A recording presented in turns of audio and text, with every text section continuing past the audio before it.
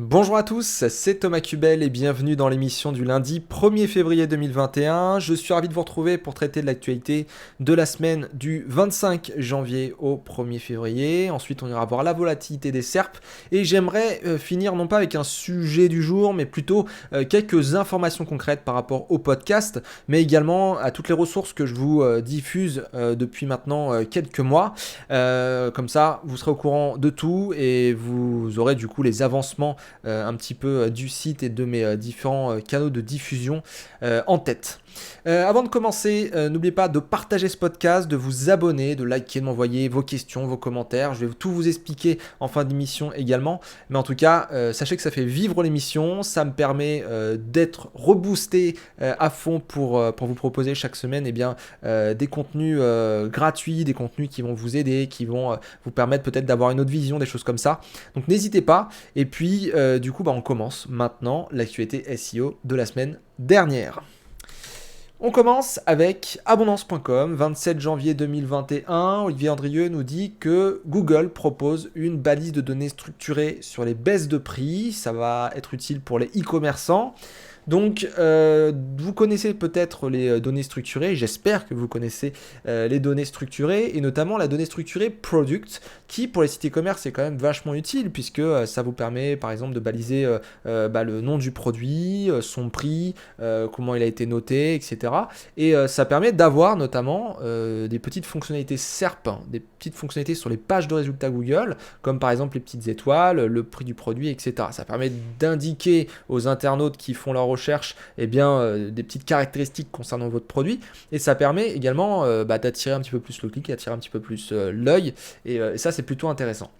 Du coup, donc on a une autre donnée qui a été ajoutée, l'option Price Drop, qui permet d'indiquer si un prix subit une baisse quand même plus ou moins importante en ce moment de prix, voilà tout simplement.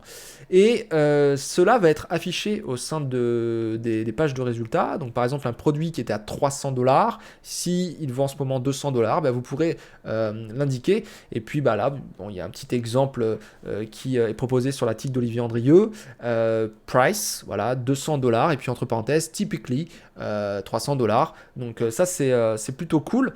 Alors, moi, je pense que c'est intéressant pour les internautes, puisque les internautes vont pouvoir trouver des bonnes affaires avec juste un coup d'œil et tout, donc ça, c'est plutôt bien. Pour les éditeurs de sites, vraiment pour attirer le clic, tous ces enjeux-là, ça peut être aussi très très intéressant. Mais et parce qu'il y a toujours un mais, je pense que ça peut quand même poser certains petits soucis. À voir dans le temps. Moi, je pense là, comme ça, en lisant la news, notamment aux histoires de marge et aux producteurs et aux distributeurs et aux gens qui vont user en fait de cette option. Si tout le monde en fait met price drop, c'est-à-dire si tout le monde dit en ce moment je suis en train de proposer ce produit moins cher qu'il ne l'est d'habitude, eh bien il va y avoir une sorte un peu d'escalade en fait de celui qui va faire du moins cher. Donc il y en a un qui va mettre par exemple tiens ça coûtait 300$, maintenant ça coûte 200, et puis l'autre il va voir que l'autre a mis 200, il va peut-être mettre 195, et puis ensuite l'autre il va peut-être mettre 190, et puis ensuite on va descendre à 150, et au final même si on peut pas vendre à perte et tout, notamment en France, c'est vrai que le problème qui se pose, c'est que la marge elle va se réduire, et c'est vrai que si vous avez une entreprise et tout, vous le savez, faire de la marge, faire du bénéfice, c'est quand même assez intéressant. Ça permet d'être rentable, ça permet de pouvoir réinvestir aussi sur certaines choses plus tard, ça permet aussi d'avoir de la qualité au niveau des produits. Si là, tout le monde essaye d'avoir un prix le plus bas possible pour plaire aux internautes, on va se retrouver au final après avec quoi? Moi, c'est ça que je me demande, c'est soit des produits qui vont être de moins bonne qualité pour pouvoir avoir un prix vraiment au plancher, et du coup qui sera peut-être un peu de la camelote, comme ça peut être un truc qui va être un petit peu plus cher avec de la meilleure qualité, mais qui pour le coup l'entreprise qui distribue et tout va pas forcément avoir de marge, de bénéfice. Et je pense que c'est quand même un chemin qui peut aller vers une escalade de celui qui aura le prix le moins cher. Et autant, aujourd'hui on a le prix moyen constaté, ça va, autant quand on commence à aller sur attention baisse des prix, ouais, j'ai peur que ça pose un peu de problème. Après, ça sera pas dans des extrêmes, ça va jamais dans des extrêmes, d'ailleurs on l'a vu avec les prix de base, ça va jamais dans les extrêmes, Mais voilà, est-ce que ça va pas poser d'autres problèmes? Je me pose simplement la question, on verra avec les tests qu'est-ce que ça va donner sur certaines SERPs. On continue avec une autre actualité, quand la Search Console foire ses mails d'alerte. C'est le titre d'un article paru le 28 janvier 2021, toujours chez Abondance. Donc la Search Console a envoyé un large mailing en fait pour avertir les webmasters que leur propriété de type préfixe de l'URL posait éventuellement problème. Et en fait il y a eu un bug parce qu'en fait ça a supprimé une partie en fait des noms de domaine. Et du coup bah voilà, on s'est retrouvé avec des mails. Là j'en ai un devant moi, verify air.com to see your 18% missing impression. Voilà, donc c'est pas cool. R.com, en dessous on a e.int, ensuite on a ur.com, et puis bah, le fameux ou-ref.fr d'Olivier Andrieux finit en u-f.fr. Donc voilà, un petit bug. Si vous avez eu un mail de ce genre, ne vous inquiétez pas, voilà, il y a eu un problème et ils ont conscience de ce problème et ils l'ont corrigé. On continue avec une autre actualité. Paru le 29 janvier 2021, Google teste des liens contextuels dans les feature snippets. Donc on en avait parlé il y a quelques semaines. Au niveau des feature snippets, au niveau du texte qui peut être proposé, on a parfois certains mots, certaines entités qui vont être soulignées quand vous voulez survoler ces entités. Eh bien, vous pouvez avoir une petite bulle. Et notamment, cette petite bulle peut vous diriger vers un autre site qui n'est pas celui dans la feature snippet et peut aussi vous proposer un extrait du site qui est cité donc en dessous en source. Donc ce truc là, juste pour dire que il est toujours en ligne aux États-Unis, il n'est toujours pas là en France. Donc est-ce que c'est un test éphémère ou une nouvelle fonctionnalité pour bientôt? Donc on le verra dans quelques semaines, quelques mois. Mais en tout cas, sachez que c'est toujours en test et qu'il y a de bonnes chances pour que ça reste ou que ce soit déjà intégré aux US. On verra les US et la France, le moteur de recherche français et le moteur de recherche américain ont toujours eu certains décalages sur certaines apparences, fonctionnalités, etc. Donc on verra ça. En tout cas, Google continue de tester les liens contextuels dans les feature snippets. On termine avec abondance, avec le dernier article qui est sorti aujourd'hui, 1er février 2021, Goosips de la semaine forcément, Relations presse, Update et Discover, Core Web Vitals, contenu dupliqué et vidéo, ce sont les différents sujets pour cette semaine. Donc on a tout d'abord les relations presse, donc John Mueller a mis un peu d'eau dans son vin. John Mueller a rappelé sur Twitter que le fait de faire des relations presse de qualité pour obtenir des liens n'était pas un problème, bien au contraire. Et je cite John Mueller: j'adore certaines des choses que je vois dans les relations presse. C'est dommage qu'elles soient souvent gâchées par le spam par ailleurs au niveau du link building. C'est tout aussi important que le SEO technique, probablement plus dans de nombreux cas. Et en ajoutant ensuite quand même, j'ai l'impression qu'il y a une simplification de type link building égale contre les directives de Google. Olivier Andrieux précise, c'est une vision qui semble avoir besoin de beaucoup plus de nuances. D'un autre côté, le message faire du référencement égale contre les directives de Google semble aujourd'hui moins courant. Alors tout à fait d'accord. Ces dernières décennies, c'est vrai que ça a été compliqué pour Google de combattre le spam. D'ailleurs, ça a fini plus ou moins avec Panda et Penguin qui étaient très stricts et qui a fait peur à énormément de monde et qui a été pour moi parfois trop strict parce qu'il fallait attendre que Google lance certaines mises à jour pour voir si on était sorti ou pas de la mise à jour, pour voir si tel ou tel site était pénalisé ou pas de telle ou telle mise à jour. Aujourd'hui, c'est un processus continuel, c'est un processus qui est un petit peu plus souple, on va dire, qui est beaucoup plus, clément, si je puis dire. Maintenant, voilà, ça va, je pense, dans l'ordre des choses. Ces dernières années, on parle quand même beaucoup plus de qualité dans le monde du référencement. Il y a quelques années, j'en parlais avec quelqu'un en off, dans les années 90-2000, le référencement c'était ses premières années, comme le web, c'était ses premières années, et c'est vrai qu'on découvre un peu le web, hein, on teste un peu le truc, on découvre aussi de manière parallèle des nouveaux langages de développement, on trouve des nouvelles technologies, des manières de faire tel ou tel truc en informatique, etc. Bref, on a eu une envolée vraiment du web, de son utilisation, d'internet, etc. Et c'est vrai que pour le coup, il y avait de la merde avant, hein. Il y avait clairement des sites dégueulasses, il y avait des réseaux de sites, il y avait du spam dans tous les sens et tout. Et je pense que ça a été un gros problème pour Google, parce qu'ils n'avaient pas forcément toutes les technologies qui puissent, on va dire, péter ce que faisaient les spammers. Et c'est vrai que bah voilà, ils étaient obligés de jouer sur de la psychose, enfin, en tout cas le fait de nous rendre parano, ils devaient nous faire peur, ils devaient essayer de faire une grosse communication pour dire voilà, attention, hein, si vous spammez, vous allez vous faire pénaliser, et globalement vous allez perdre de l'argent, vous allez perdre votre entreprise, vous allez perdre ceci, vous allez perdre cela, si je résume en quelques mots, quoi.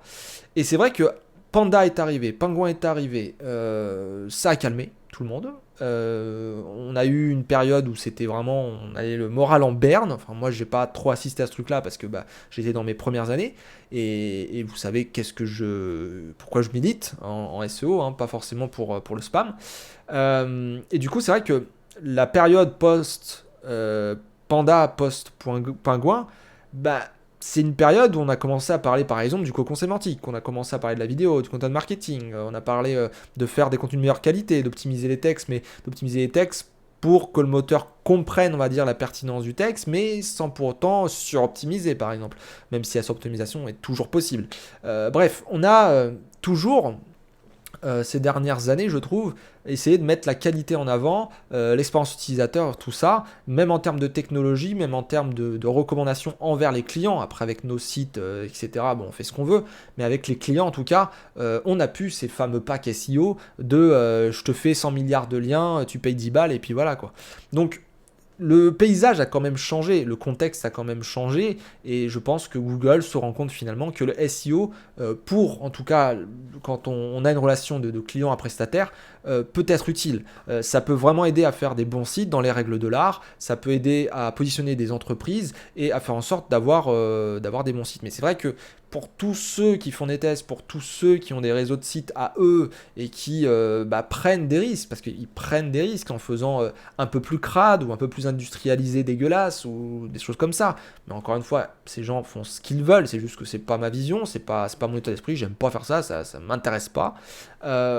Pour le coup, voilà, toutes ces personnes-là prennent des risques, c'est peut-être celles aujourd'hui qui peuvent se faire pénaliser à terme, mais la relation presse, pour revenir sur le sujet, bah voilà, ça reste une technique de link building, mais quand c'est bien fait, quand on est là vraiment à faire une communication, bah c'est comme si on faisait un passage autrefois à la télé ou à la radio ou je ne sais quoi, ça se fait toujours, hein, bien sûr, mais pour le coup, voilà, relation de presse, pourquoi ça serait du spam? Quand c'est mal fait, je dis pas, quand on nous arnaque, etc., page orpheline, on en a parlé la semaine dernière, oui, ok, c'est peut-être dégueulasse, ça peut se faire shooter, mais quand on a un vrai dialogue avec un organisme de presse, quand on a un vrai dialogue avec un blogueur, quand on a un vrai dialogue avec une entreprise, avec qui on peut faire des partenariats, des prestats ou des choses comme ça, et où tout est de qualité, où vraiment on est complémentaire, ben c'est le jeu du web. Je veux dire, le web, il s'est fait parce qu'on s'est tous fait des liens et voilà le truc. Je pense que quand on réfléchit comme ça,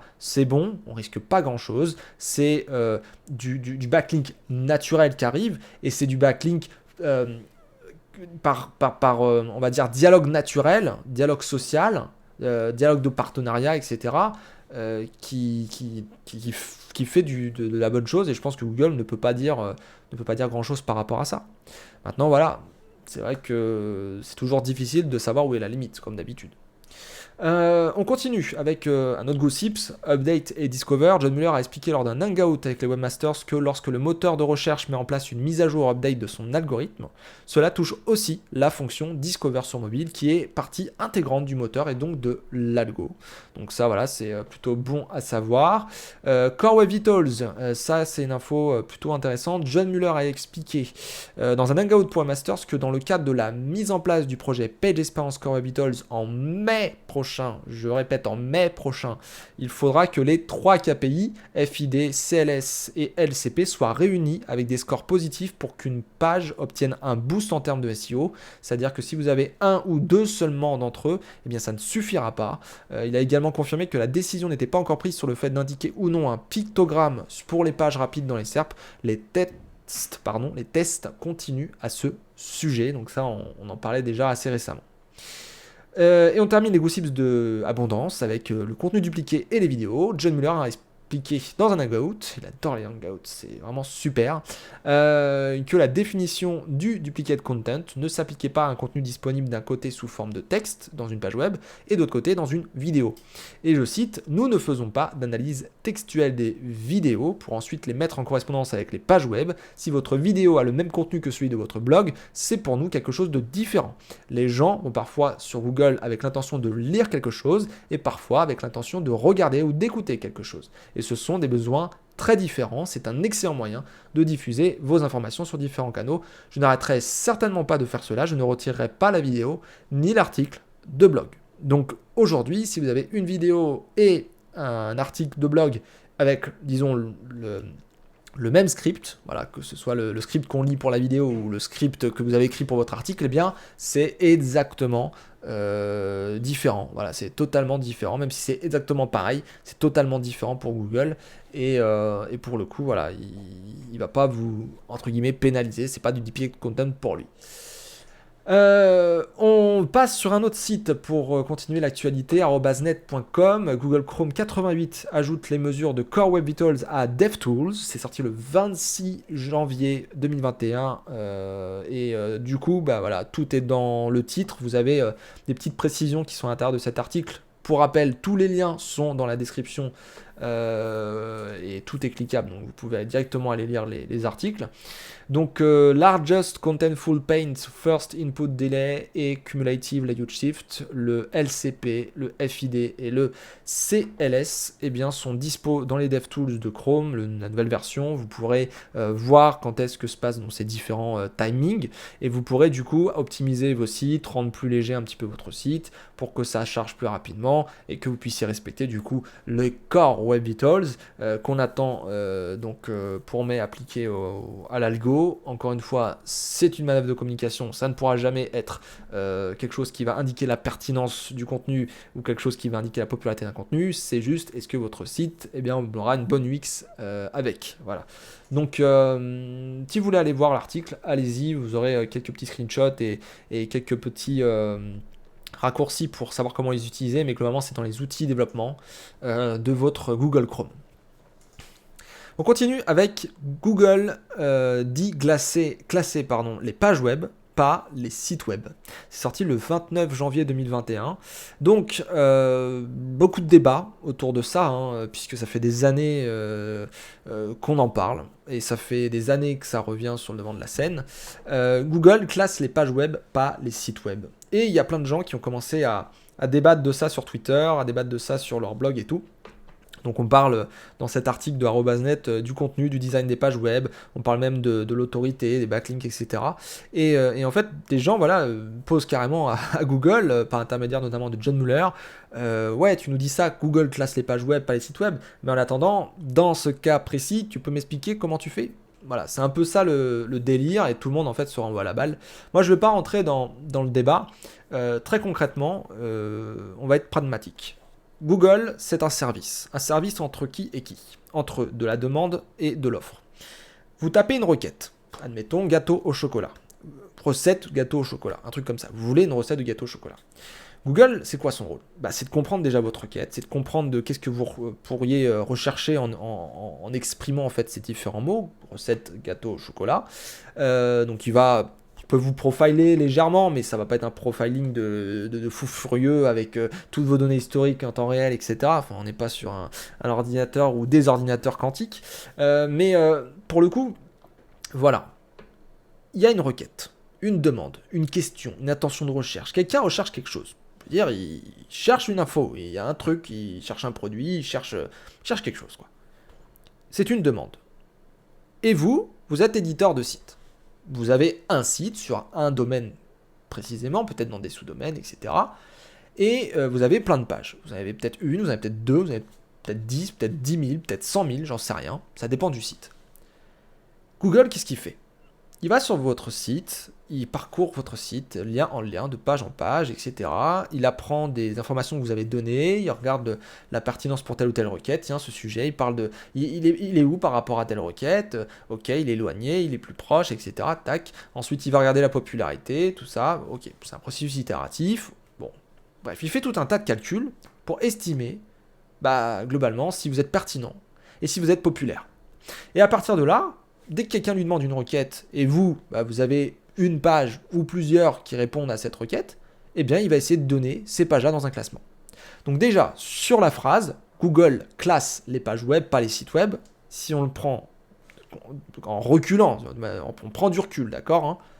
Google classe les pages web, pas les sites web. Ça classe des pages aujourd'hui. Je veux dire, à part si vous avez un référencement qui n'est pas du tout bien distribué et où c'est l'accueil qui ressort tout le temps, où on pourrait croire que c'est le site web qui monte, non, je suis désolé. Vous parlez d'une recette de gâteau au chocolat, c'est pour la requête recette gâteau au chocolat que cette page va remonter. C'est pas votre page ou votre ensemble de pages où vous parlez des tartes au citron, des gâteaux au chocolat, des tartes tatin ou je ne sais quoi, c'est pas tout ça qui remonte. Donc si on prend de manière reculée, Google classe les pages web, pas les sites web. Maintenant, le vrai débat de fond, c'est quoi? C'est est-ce que globalement, il y a des effets de bord quand on fait un site en termes de référencement? C'est-à-dire globalement, j'ai une page A qui performe bien parce que j'ai fait du bon contenu et j'ai fait des backlinks dessus. Est-ce que cette page A va avoir un effet de bord sur la page B qui parle peut-être d'un sujet assez proche à côté et qui va obtenir peut-être de la popularité parce que le PageRank thématique va se diffuser sur cette page proche? Oui, sans doute, bien sûr, mais c'est un effet de bord. C'est-à-dire que, encore une fois, Google classe les pages web, pas les sites web. Google va classer la page qu'il faut, pour telle ou telle requête. On demande quelque chose, il y a une partie de l'arborescence qu'il va positionner, que Google va positionner. C'est tout. Maintenant, on peut y voir ce qu'on veut, il y aura toujours des effets de bord, et tout dépend comment vous prenez les choses. Vous, je pense que quand vous entendez, je ne sais même pas pourquoi je dis vous, parce que finalement, ça dépend de quelle vision on a. Mais bon, bref. Admettons, vous êtes ces personnes-là qui êtes allées voir John Muller là, et lui dire hey, c'est des conneries ce que tu dis, Google classe tes pages web, pas les sites web. Non, je suis désolé, tu prends aussi le site de manière globale. En fait, page web par priorité, après le reste, je veux dire, le site fait sa vie, et puis c'est tout. Et puis c'est tout, et à partir de là, il y a quelques pages qui vont recevoir de la popularité, d'autres pages qui vont être plus ou moins pertinentes pour d'autres requêtes, etc. Mais finalement, Google, il cherche à donner un ensemble de pages intéressantes pour telle ou telle requête, sur différents sites. Donc bon, je comprends pas ce débat. Je dois vous avouer que je comprends pas du tout ce débat. Je pense que beaucoup d'éditeurs de sites se focalisent sur les critères du SEO et comme c'est dit dans l'article, ça remet en question beaucoup de choses qu'on aurait imaginé fonctionner chez Google. Sauf qu'au final, faut pas se prendre la tête, quoi. Pertinence, popularité, une technique pour qu'ils puissent comprendre à peu près le site et puis voilà, quoi. On continue. Google, peut-on promouvoir les liens avec les web stories? Donc Google met en garde contre l'utilisation des web stories pour faire du teasing pour d'autres contenus. C'est sorti le 27 janvier chez Arobase.net. Donc en gros, les web stories, on en a déjà parlé. Et il y a certaines personnes qui s'amusent à faire des teasings. Par exemple, vous avez un top 10 sur votre site, et bien avec la web stories, on va donner les top 3, et puis les 7 autres, en fait, on va les donner quand tu cliqueras en fait sur le truc pour aller sur le site. Et en fait, ça, c'est pas forcément recommandé. Aujourd'hui, Google souhaite en fait faire disparaître ce genre de web stories qui sont finalement des teasings et qui en termes d'expérience, correspondent pas du tout à ce qu'ils veulent voir en termes de web stories. Donc dites tout ou rien, en gros, c'est un peu ce qu'il dit dans vos web stories, plutôt que de dire je dis le début et puis tu regardes la fin sur mon site ou je ne sais quoi. Donc voilà, c'est une mise en garde, c'est ce qui peut vous permettre de tout simplement mieux vous positionner avec les web stories si vous respectez ces consignes-là. Encore une fois, le lien est en description. On continue avec le chiffre du spam sur Google Search en 2020 qui est tombé, 29 janvier 2021. Donc c'est une petite vidéo qui est sortie, etc. Globalement, l'info qu'il faut retenir, c'est que comme en 2019, eh bien en 2020, 25 milliards de pages spammy chaque jour ont été détectées. Voilà, tout simplement. On termine l'actualité SEO avec un point d'interrogation, je dirais. Moz.com qui sort un article le 26 janvier 2021. Study confirms Moz has the largest link dataset. Donc en gros, une étude confirme que Moz a le plus gros dataset de liens. Voilà. Et voilà. C'est, on va dire, presque un communiqué de presse de la part de Moz. Ils ont pris une étude de Perficient et ils ont fait une étude sur l'index de liens du coup de chaque outil. Et notamment, on a Moz, Ahref, Majestic, SEMrush. Et Moz, du coup, serait à 717. Là où Ahref serait à 314, Majestic à 371 et SEMrush à 226. Donc du coup que Moz donnerait beaucoup plus de liens pour vous dire le pourcentage, 90% plus de liens que Majestic. Voilà. C'est... Qu'est-ce qu'il faut en penser? J'ai un petit peu du mal à y croire personnellement. Parce qu'ayant utilisé Moz, alors c'est un bon produit pour certaines choses, mais c'est un très mauvais produit pour d'autres choses. Au même titre que d'autres concurrents. À Ahref, il y a des très bonnes choses, il y a des très mauvaises choses. Majestic, il y a des très bonnes choses, il y a des très mauvaises choses. Et SEMrush, il y a des très bonnes choses et des très mauvaises choses également. Mais Moz, en premier, ouais, j'ai un petit peu du mal à y croire quand même. Les chiffres là, bien sûr, c'est difficile de les fouiner directement dans leur index et de savoir quel type de lien ils ont pris, tout ça, mais est-ce que ce sont des chiffres utiles? Est-ce qu'il y a vraiment tous les chiffres utiles qui ont été mis là-dedans? Est-ce que Ahref, Majestic et SEMrush font pas du tri? Là où Moz n'en ferait pas. Je me pose la question. Bref, il va falloir voir ça avec un certain docteur, que je ne citerai pas ici, mais en tout cas, je vous tiens au courant. Ça, c'est ce que je peux vous dire. En tout cas, si ça vous intéresse d'aller voir cette étude, eh bien, c'est sur moz.com et l'article s'appelle Moz has largest link dataset. Voilà, c'est sur leur blog. On termine avec la météo des serpes. Du coup, plutôt calme encore cette semaine. Tout le mois de janvier a été assez calme, sauf au début de l'année, le 8-9 janvier. Donc, est-ce le calme avant la tempête? Nous verrons ça dans quelques jours, quelques semaines. En tout cas, pour l'instant, ça va. Il n'y a pas trop de gens qui sont impactés. On est sur des niveaux qui sont tout à fait corrects. Il y a une petite fluctuation, là, je viens de voir. Je ne l'avais pas vu sur Ranks le 29 janvier. Donc à voir, c'est peut-être vendredi encore une fois. Je sais pas. Oui, c'était vendredi. Bon, il y a peut-être eu un truc. En tout cas, bon, ça dépend. Peut-être que c'est sur le web français. Mais j'ai pas vu sur Twitter des gens qui se plaignaient. Moi, j'ai pas d'impact. Donc bon, ça devrait être assez normal. Je termine ce podcast, cette émission, pour vous reparler de certaines petites choses, pour conclure du coup ces 2 dernières semaines où je vous ai parlé du podcast. Pour ceux qui n'étaient pas là, donc première semaine, je vous ai dit que globalement en ce moment j'étais overbooké, que je pouvais pas être au four et au moulin et que le podcast, je me posais la question peut-être de l'arrêter parce que ça me prenait beaucoup de temps chaque semaine compte tenu des retours, etc. que j'avais eu. Et du coup, la semaine dernière, je vous ai fait la partie 2 de cette histoire. Je vous ai dit, le podcast, je vais le conserver. Parce que l'interface est merdique sur les plateformes de podcast audio, eh bien, j'ai décidé de mettre le podcast sur YouTube. Donc, pour rappel, le podcast est disponible sur YouTube, sur la chaîne Thomas Cubel. Vous pouvez vous abonner et il y a une playlist Veille SEO où vous avez du coup toutes les émissions chaque semaine qui vont venir maintenant. Et du coup, je finis cette petite histoire avec la partie 3 aujourd'hui pour vous redire un petit peu tout ce qu'est le projet du podcast et vous dire ce que j'ai changé et également pour vous parler des autres ressources que je mets à disposition au quotidien. Donc déjà, le podcast SEO, je rappelle donc l'émission, elle est là pour donner de la veille chaque semaine, elle est là pour vous donner un peu de volatilité aussi sur les SERP pour voir s'il y a des problèmes et voir quels sont les retours s'il y a update. Et traiter surtout, et c'est là où je voulais en venir aujourd'hui, des sujets du jour. Les sujets du jour, au début du podcast, c'était globalement vos questions, des questions d'auditeurs que j'avais récupérées à partir de Twitter, à partir de XY endroits.